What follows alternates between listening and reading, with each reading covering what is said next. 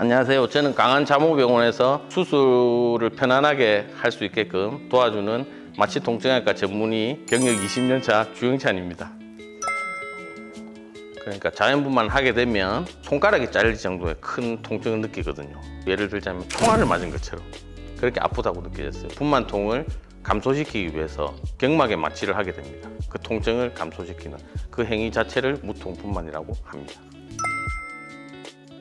척수를 싸고 있는 막이 있습니다. 그 막 세 가지 중에서 가장 바깥에 있는 경막이라고 하는 질긴 막이 있는데 그 위쪽으로 카테터를 삽입하고 나서 국소 마취제하고 그 마약성 진통제를 섞은 약을 줘가지고 통증을 조절하게 됩니다. 보통 산모님들이 그런 걸 제일 많이 걱정을 하게 되는데 산모들의 혈관을 통해서 아기한테 넘어가게 되는데 이 약 자체는 말 그대로 경막 외로 나가기 때문에 아기한테 영향을 주지는 않습니다. 말 그대로 무통분만이 하면 통증이 하나도 없다고 이렇게 생각할 수 있는데 불행하게도 그 정도까지는 영향을 줄 수는 없고 한 90% 정도 산모에서는 효과가 아주 경감됩니다. 예를 들어서 통증 지수를 보면은 산모분들이 가장 큰 통증을 느낄 때를 10이라고 한다면 보통은 8 정도 느끼게 됩니다. 근데 주사를 맞고 나서 20-30분 정도 지나서 2에서 3 정도까지 떨어지는 걸 알 수 있습니다.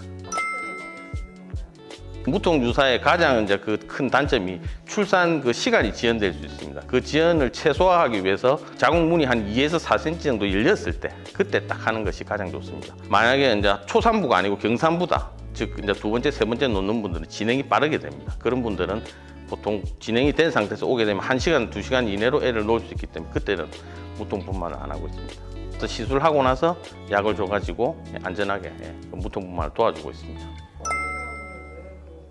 한 70에서 80% 정도는 효과가 있는데 약 20-30% 정도에서는 효과가 좀 떨어지는 분들이 있습니다. 보통 이건 안전하게 하기 위해서 국소 마취제 4분의 1로 희석해 가지고 사용하게 됩니다. 그 모든 감각신경들을 차단할 수 있는 게 아니기 때문에 사람에 따라서 그런 게 있고 또 통증이란 거는 사람에 따라서 감수성이란 게 차이가 있거든요. 그 통증을 많이 느낀 사람이 있고 작게 느낀 사람이 있기 때문에 100% 다 모든 사람들을 만족시킬 수는 없습니다. 보통 무통주사 맞고 난 이후에 뭐 일시적인 약간 감각 이상이라든지 그런 요통이라든지 이런 게 있을 수는 있는데 대부분 일시적이고 저희 병원에서는 능숙한 의료진들이 즉각적으로 대처를 할 수 있기 때문에 너무 크게 걱정은 안 하셔도 됩니다.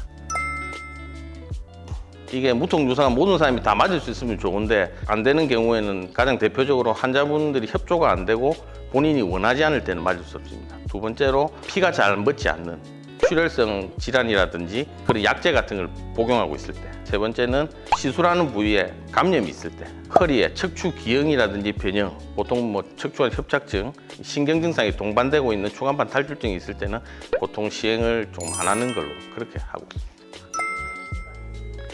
일단 그 교과서에서도 그렇고 자연분만, 제왕절개 비교했을 때 자연분만이 제왕절개에 비해서 아기한테 가는 영향이라든지 위험도나 이런 게 낮다고 되어 있습니다. 그래서 너무 두려워하지 말고 무통천국이란 말이 있잖아요.